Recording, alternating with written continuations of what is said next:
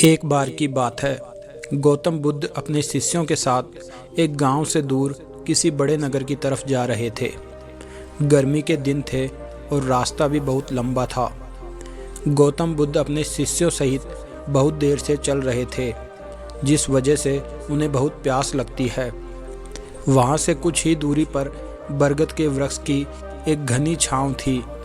सभी लोग उस वृक्ष के पास पहुँच जाते हैं। महात्मा बुद्ध अपने शिष्यों सहित वृक्ष की घनी छाया के नीचे विश्राम करने लगते हैं। बहुत देर से चलने की वजह से सभी का गला प्यास से सूख रहा था। यह बात बुद्ध जानते थे।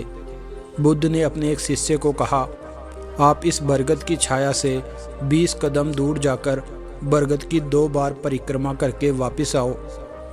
शिष्य वैसा ही करता है जैसा बुद्ध ने बताया। परिक्रमा के बाद जब शिष्य महात्मा बुद्ध के पास आया तो बुद्ध बोले कि क्या आपको किसी ठंडी हवा का अनुभव हुआ था? शिष्य बोला, हाँ महात्मा बुद्ध, उस उत्तर दिशा की तरफ से मुझे कुछ ठंडी हवा का अनुभव हुआ था। शिष्य की यह बात सुन महात्मा बुद्ध शिष्य से तुरंत बोले कि उसी दिशा में चले जाओ, जरूर वहाँ से कुछ ही दूर पर एक तालाब अवश्य मिलेगा। उस तालाब से सबके लिए पानी ले आओ।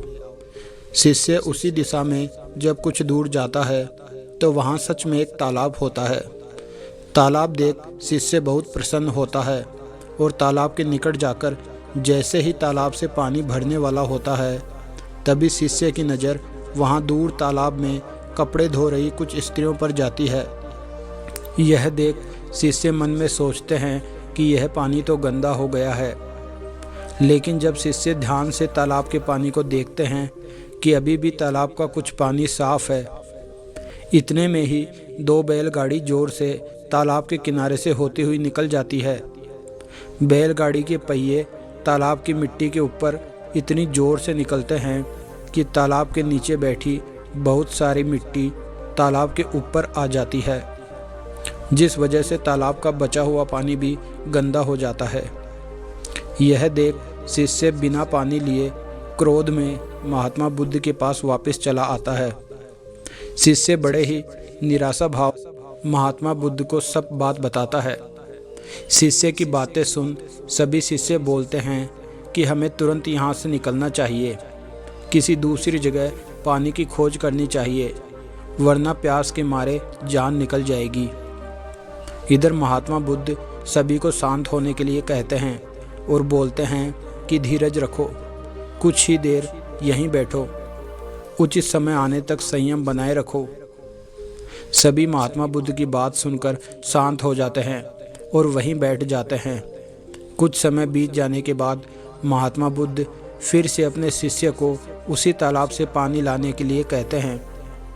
शिष्य बिना कोई सवाल किए उसी तालाब से पानी लेने के लिए फिर से चले जाते हैं।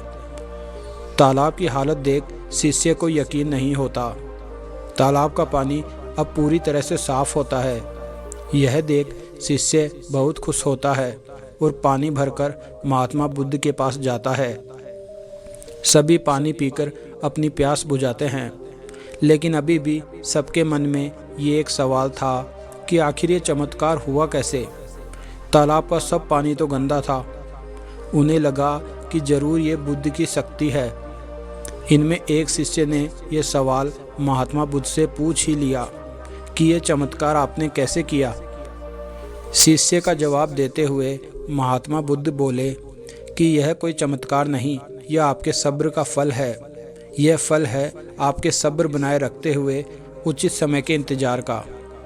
जितनी देर हम सब लोगों ने सब्र किया, उतनी देर तक तालाब के पानी के ऊपर तैर रहे सभी गंदे तत्व और मिट्टी तालाब के नीचे बैठ रहे थे। फिर कुछ देर बाद शिष्य जब वहाँ तालाब के पास पहुँचा, तब तक सब दूषित कण नीचे बैठ चुके थे, जिस वजह से तालाब का पानी पहले की तरह साफ हो चुका था तथा तालाब साफ दिखाई दे रहा था। यदि उस समय आप लोगों ने सब्र न किया होता, धैर्य न रखा होता, तो आप सब इतनी गर्मी में पानी की खोज में प्यासे रहकर शायद अब तक मृत्यु को प्राप्त हो गए होते। क्योंकि यहाँ से अगला कोई तालाब है या नहीं, और होगा भी तो क्या उसका पानी साफ होगा या नहीं। इन सब कारणों से आप कभी प्यास न बुझा पाते और प्यास से मर जाते। वहाँ बैठे बुद्ध के सभी शिष्यों को बुद्ध की बात समझ आ गई कि सही समय का इंतजार करने से सब कुछ मिल ही जाता है। जल्दबाजी में किया गया कोई भी कार्य सही नहीं होता है। दोस्तों, अगर आपको कहानी अच्छी लगी तो ऐसी ही मोटिवेशनल वीडियो के लिए चैनल को सब्सक्राइब ज़रूर कर ले और बेल आइकन को दबा ले ताकि कोई भी नई वीडियो का नोटिफिकेशन आप तक पहुंच सके।